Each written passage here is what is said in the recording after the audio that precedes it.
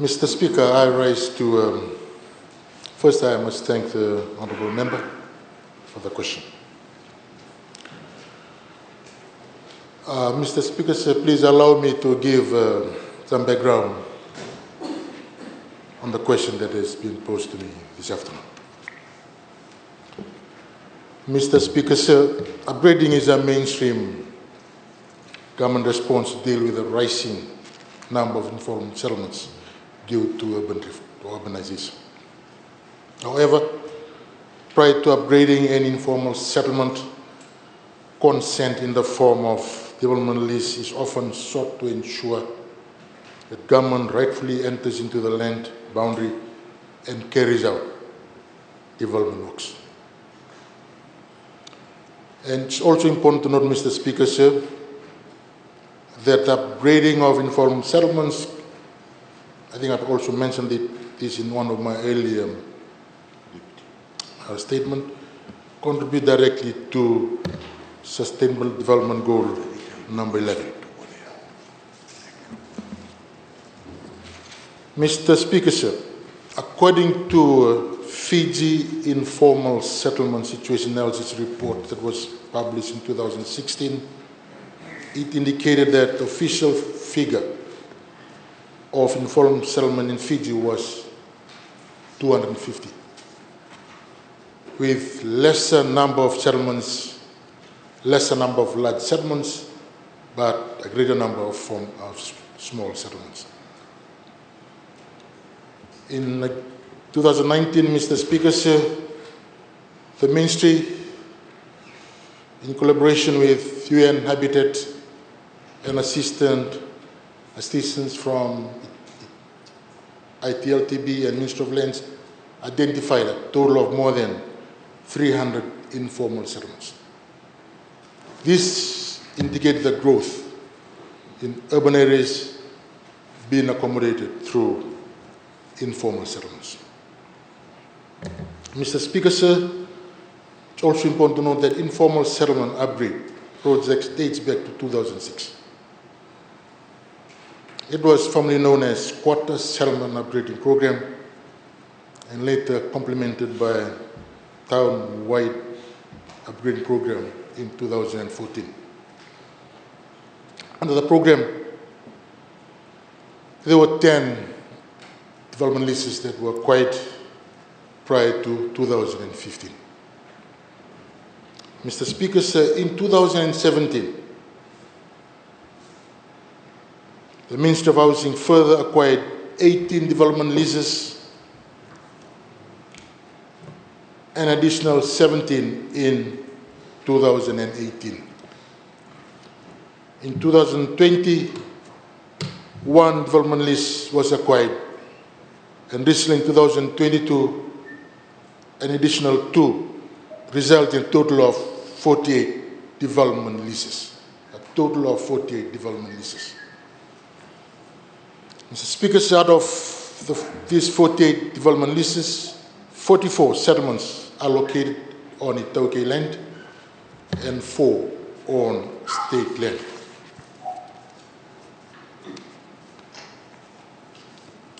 The informal settlements are spread throughout Fiji, with 13 settlements located in the Central Division, 14 settlements in Northern, and 21 settlements in the Western Division.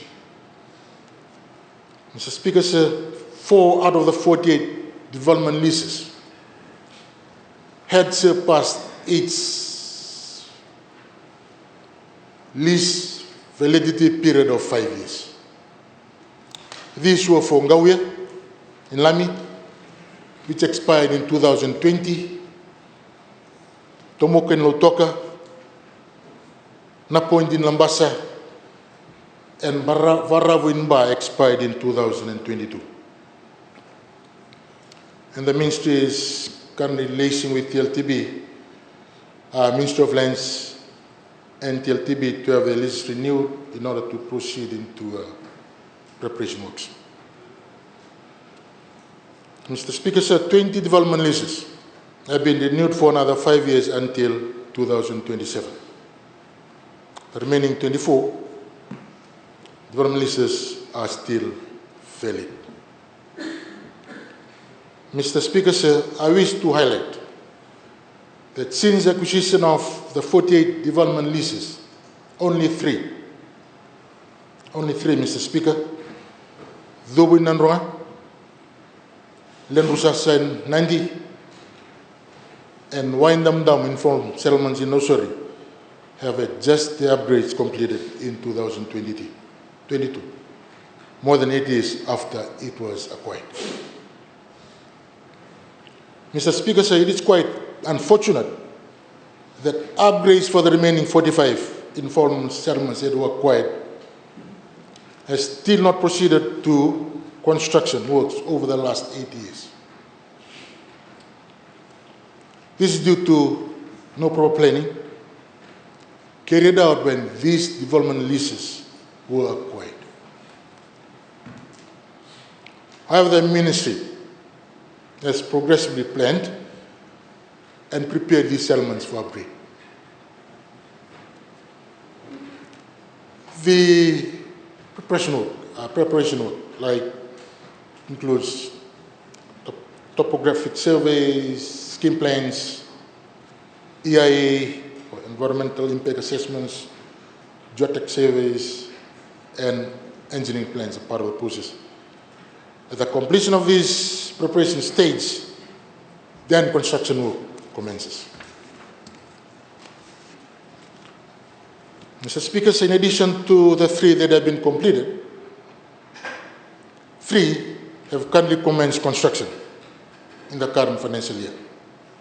These are the Squad Settlement in Asunu, which comprise about close to 174 households, Tavel and Nandi, which consists of 68 families or households, and Filfo in Lotoka, comprising of 77 households altogether. And the estimated project cost is around $15.2 million. In addition to that, Mr. Speaker, sir, there are 10 more settlements that are currently in preparation phase. Torre, Lobu Seaside, Nambare, and the Leisewenis informal settlements in Lotoka. Wale Wangoya in Ba, Unika in Lambasa, Dhambati and Wakanisila in Asinu, Sasawira in Osori, and Nandonuma in Lami are earmarked to complete the engineering plans by end of this year, before they can progress into construction phase. The total estimated project cost is around $80 million. These settlements, Mr. Speaker, sir, are earmarked to be completed over the next 4 years and subject to budget allocation, Mr. Speaker, sir. Very interesting to note, Mr. Speaker, sir, that the remaining 32 informal settlements are in preliminary phase. And most probably, because they're in preliminary phases, they're most probably going to begin preparation works by end of 2005, beginning of 2026, Mr. Speaker. Always important when I speak, Mr. Speaker, sir, to note that this program, we all should be supporting this program because this contributes to, first of all, alleviating poverty, addressing climate change impacts, and reduce inequality across all diversity residing in informal settlements.